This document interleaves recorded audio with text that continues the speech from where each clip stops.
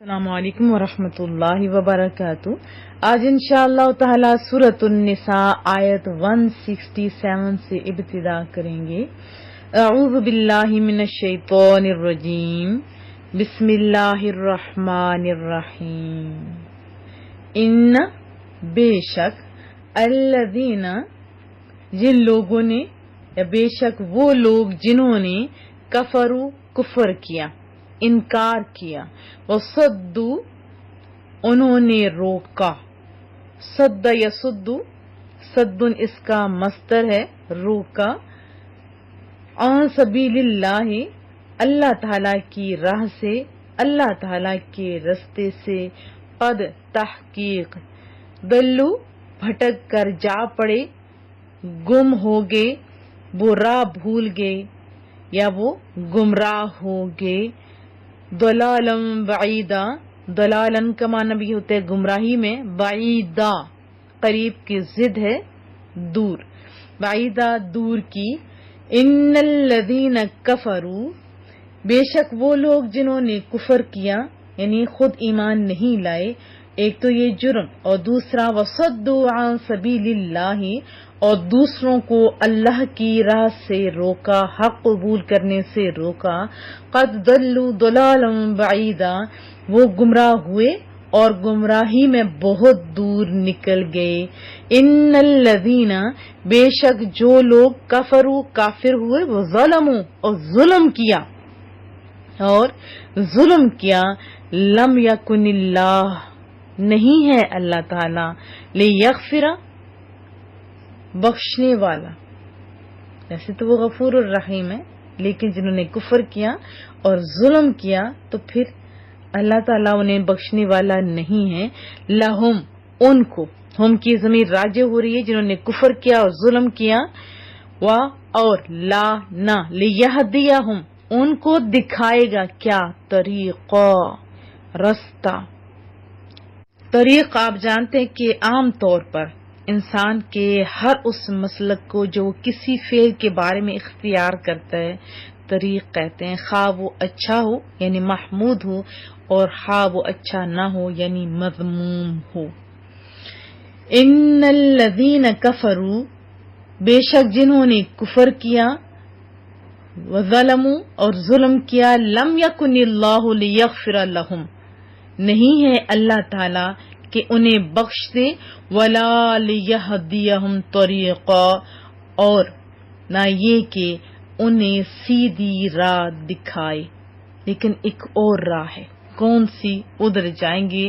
الا طریقہ، الا مگر، سوائے، بجز، طریقہ ابھی بتا چکی ہوں راستے کو کہتے ہیں، جہنم دوزخ کا۔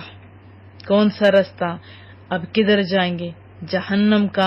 اور کتنے دن ٹھہریں گے؟ خالدین ہمیشہ رہیں گے، فیہا اس میں، کدھر؟ جہنم میں، ابدا ہمیشہ، تا ابد یعنی ہمیشہ تک وہیں وہ رہیں گے۔ الا طریق جہنم خالدین فیہا ابدا سوائے جہنم کی راہ کے، اس میں وہ ہمیشہ رہیں گے ابد تک۔ وکانا اور ہے، ذالک یہ، علی اللہ اللہ تعالی کے لیے، اللہ پر، یسیرا آسان۔ ہم نے پڑھا تھا نا ان مع العسر یسرا، اس میں بڑی وضاحت پڑی تھی، تو یہ رستہ یعنی یہ بات اور یہ کام اللہ کو آسان ہے۔ وکان ذالک علی اللہ یسیرا اور یہ بات اللہ تعالی کے لیے بالکل آسان ہے۔ یا ایھا الناس اے لوگو، قد جاءکم الرسول آ گئے تمہارے پاس پیغمبر رسول اللہ صلی اللہ علیہ وسلم، بالحق حق کے ساتھ حق کے بھی ہوتا ہے ساتھ، من ربکم تمہارے رب کریم کی طرف سے، تمہارے پروردگار کی طرف سے، فآمنوا پس ایمان لاؤ، خیر لکم تمہارے لیے بہتر ہوگا، ایمان لانا تمہارے لیے بہتر ہوگا. یا ایھا الناس قد جاءکم الرسول بالحق من ربکم فآمنوا خیر لکم. اے لوگو، تحقیق تمہارے پاس رسول آ گئے ہیں حق کے ساتھ تمہارے رب کریم کی طرف سے، پس تمہارے لیے بہتر ہے کہ تم ایمان لو. وَإِن اور اگر تکفرو تم کفر کرو گے، تم انکار کرو گے، نہیں مانو گے، فَإِنَّ تو بے شک للہ، لام سے لی کا معنی ہوتا ہے کے لیے، اللہ ہی کے لیے ہے، ما فی السماوات جو کچھ آسمانوں میں ہے، والارض اور جو کچھ بھی زمین میں ہے. وَإِن تَكْفُرُوا فَإِنَّ لِلَّهِ مَا فِي السَّمَاوَاتِ اور اگر تم انکار کرو تو بے شک اللہ ہی کا ہے جو کچھ آسمانوں میں ہے، والارض اور زمین میں ہے. وَكَانَ اللَّهُ اور ہے اللہ تعالی علیمًا جاننے والا، حکیمہ حکمت والا، دانائی والا. وکان اللہ علیمًا حکیمہ اور ہے رب کریم اور ہے اللہ تعالی سب کچھ جاننے والا، حکمت والا. وضاحت جان لیتے ہیں. آیت 167 میں یہودیوں کی حالت بیان کی جا رہی ہے کہ انہوں نے رسول اللہ صلی اللہ علیہ وسلم کی نبوت کا انکار کیا، اور رسول اللہ صلی اللہ علیہ وسلم کی آپ کہہ سکتے نعت کہہ سکتے ہو، تعریف کہہ سکتے ہو، صفت کہہ سکتے ہو، وہ ان ظالموں نے چھپا لی. کیونکہ آپ جانتے ہو نا رسول اللہ صلی اللہ علیہ وسلم کے اوصاف کمالات تورات میں موجود تھے، ان کا انکار کیا انہوں نے. ایک تو انہوں نے خود انکار کیا، پھر انہوں نے دوسرے لوگوں کو اسلام قبول کرنے سے روک دیا. کیسے روکا؟ کہ ان اوصاف کو بدل دیا ظالموں نے، چھپا دیا، لوگوں تک پہنچنے نہیں دیا، اور لوگوں کے دلوں میں شبہ ڈال کر لوگوں کو اللہ کی راہ سے روکا.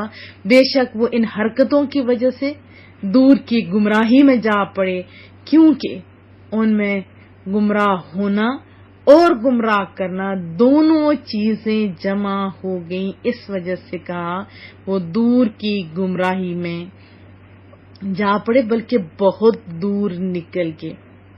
یہودیوں کا حال ہی بیان کیا جا رہا ہے کہ انہوں نے اللہ عز و جل کے ساتھ کفر کیا. کتاب الہی یعنی تورات میں موجود رسول اللہ صلی اللہ علیہ وسلم کے اوصاف بدل دیے ان ظالموں نے، اور آپ کی نبوت کا انکار کیا. یہ بہت بڑا ظلم تھا. تو ایسے لوگ جب تک اپنی کفر پر قائم رہے اور کفر پر مرے تو ان کی بخشش کی کوئی گنجائش نہیں، اور نہ انہیں کسی صحیح راہ کی ہدایت ملے گی. کوئی رستہ انہیں ہدایت والا میسر نہیں ہوگا، کیونکہ وہ چاہتے بھی تو نہیں تھے نا، بد نصیب. ہاں ایک رستہ کھلا ہوگا، کون سا؟ جہنم کا راستہ، اور وہ بالکل واضح ہوگا. جو نیک لوگ ہوں گے، جنتی لوگ ہوں گے. رسول اللہ صلی اللہ علیہ وآلہ وسلم نے فرمایا کہ وہ اپنے گھروں کو یعنی جنت میں اپنی رہائشوں کو ایسے پہچانیں گے جیسے دنیا کے لوگ ہوتے نا، جنہوں نے اپنا گھر بنایا ہوتا اور وہ پہچانتے. میری بات سمجھ گئے نا؟ تو اسی طرح یہ بد نصیب طبقہ بھی اپنے اس رستے اور گھر کو پہچان لے گا، غیر جرم جو کیے ہوں گے.